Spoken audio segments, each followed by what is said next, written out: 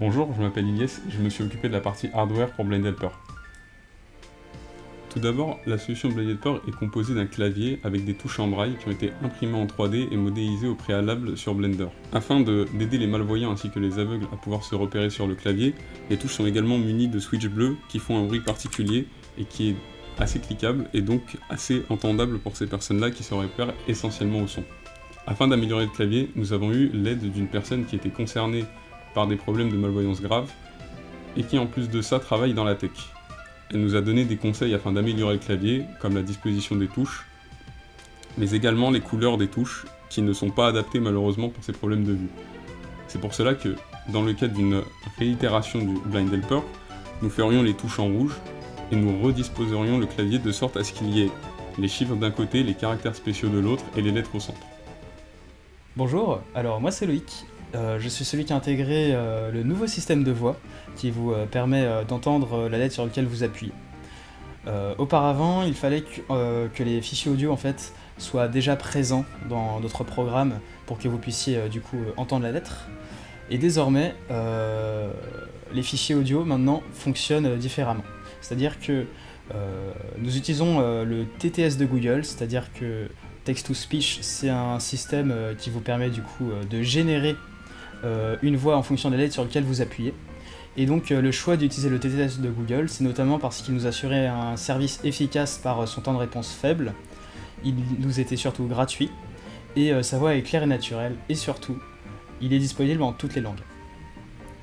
Ce qui vous permet donc de, peu importe sur quelle touche vous appuierez, pouvoir entendre la voix qui lui correspond. Je m'appelle Yaya Thiongan, étudiant en deuxième année à IPSI. Pour l'interface graphique de l'application, j'ai eu à faire les maquettes. Une maquette bien adaptée pour les personnes malvoyantes. J'ai eu à mettre deux boutons en haut, un bouton arrêt et un bouton réduire. Et le logo à gauche. J'ai mis un gros cadre pour chaque bouton et des couleurs bien distinctes qui peuvent permettre à la personne malvoyante de bien distinguer les boutons. Et deux fonctionnalités de l'application qui permettent de réduire les écritures et de choisir la police de l'écriture. On a utilisé aussi des sliders bien distincts pour permettre à la personne de mieux les utiliser et de bien les différencier parce qu'ils n'ont pas la même fonctionnalité. Bonjour, moi c'est Kylian. J'ai été la personne chargée de développer l'interface graphique pour le Blind Helper. Pour développer cette application, je me suis servi du langage C# avec le framework .NET et la technologie WPF qui est une technologie assez moderne, incluse dans Windows et pour l'instant stable. L'avantage du C# est qu'elle est native à Windows, donc sa compilation est faite en .exe, ce qui est parfait pour toute utilisation, surtout sur Windows, même si des compatibilités sont possibles sur d'autres plateformes telles que Linux et Mac. Cette application a pour but de lier le code fait en Python par Loïc avec une interface disponible pour des utilisateurs.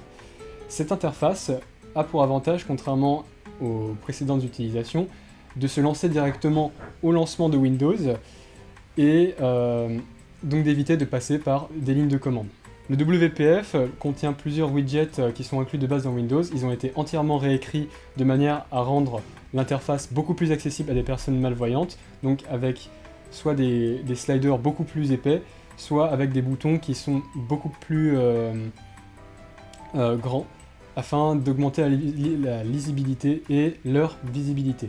De plus, des animations ont été ajoutées afin de faire comprendre à l'utilisateur le contexte dans lequel il se trouve et sur quoi est-ce qu'il va cliquer.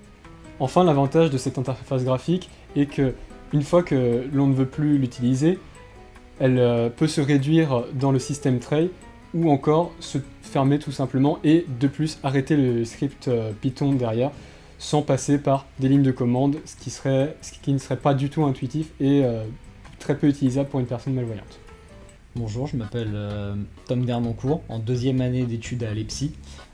Donc personnellement sur le projet Blind Helper, j'ai travaillé sur les fonctionnalités que va utiliser l'application, donc notamment arrêter et restart l'application. Donc arrêter l'application, ça permettrait en fait, si l'utilisateur veut utiliser son clavier en braille sans assistance vocale, il pourrait le faire. Et la fonctionnalité Restart, quant à elle, elle servirait à redémarrer l'application s'il y a un problème, et également à clear le cache de l'application, car toutes les voix pour les touches sont sauvegardées en cache, donc s'il y a un problème avec un fichier audio, ça pourrait ne plus marcher. Donc en relançant l'application grâce à cette fonctionnalité, on pourrait recharger le cache, et donc l'application refonctionnerait comme à l'origine. Alors bonjour, moi je m'appelle Gilad Abdesmed, je suis étudiant en deuxième année à l'EPSI.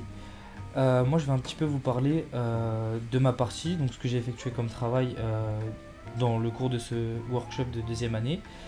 Donc on avait créé une application justement pour les malvoyants, pour permettre qu'ils utilisent un clavier qui soit intelligent.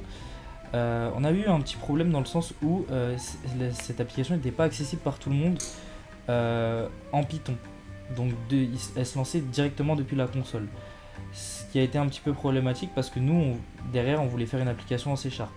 Donc j'ai codé un script qui permet en fait justement de directement lancer l'application depuis la ligne de commande, donc en gros le CMD. Dans le côté un petit peu publicitaire et marketing, forcément il fallait un site vitrine par rapport à l'application. Donc c'est ce qu'on a effectué. Donc le site est codé tout bonnement en HTML CSS avec une petite partie en JS qui permet justement d'avoir un visuel plus concret de l'application.